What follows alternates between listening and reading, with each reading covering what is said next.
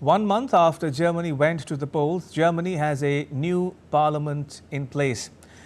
Lars Halter is with Deutsche Welle and he joins me now from Berlin. Lars, what can you tell us about the new parliament?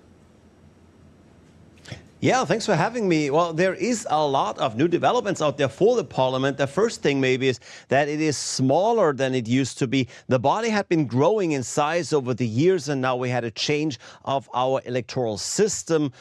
Now, the problem, looking at some of the details in Parliament as the parliamentarians were sitting there, it is apparent that there's fewer women there than before, only 32%. So women's representation has dropped now steadily for years, and that's not good. As the German president pointed out, he says if our democracy has a problem with women, then our country has a problem with democracy.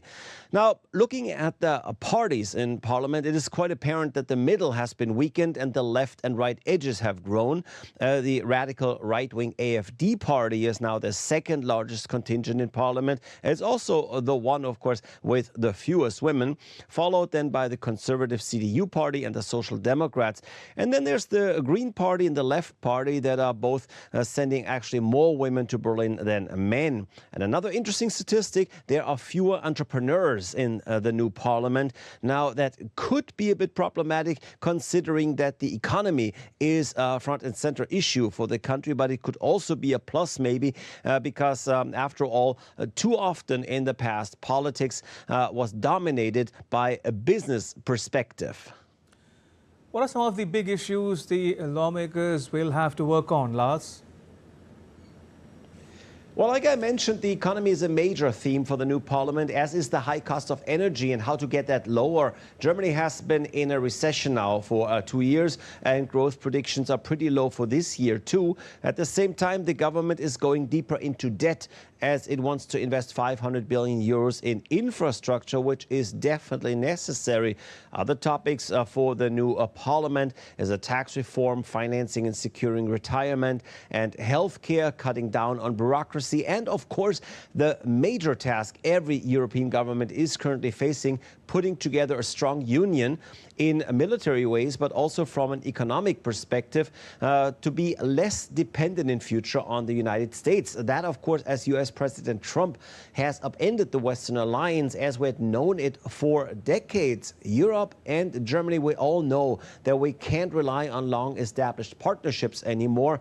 And whether it's another 500 billion euro now to be invested in the military, or it's a fight against tariffs and securing fair trade, the new parliament, you can say, is definitely has its work cut out for them. For now, the parliament is still under the leadership of former Chancellor Olaf Scholz. So when will the new government be ready to take their seats?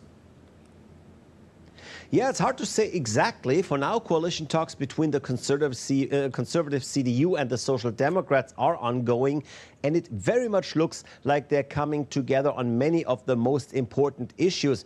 And that means that we will likely have a government soon between these two parties, and it's likely, of course, it will be under a Chancellor Friedrich Merz, who is the winner of the last elections. Now, he has said from the get-go, right after the election, as a matter of fact, that time is of the essence. And of course, indeed, with that loss of stability that I just mentioned, with Trump weakening international alliances, it's clear that Germany needs a solid leadership. But it's looking good. I've seen that the parties are moving in the right direction, making compromises on their goals, including the business-friendly CDU agreeing to a higher minimum wage, or the Social Democrats now supporting more military spending. The party's timeline was to have a government ready before Easter, and right now it looks so we can really hope for that. Lars, thank you. Lars Halter reporting there from Berlin. Moving on, in some other news, the death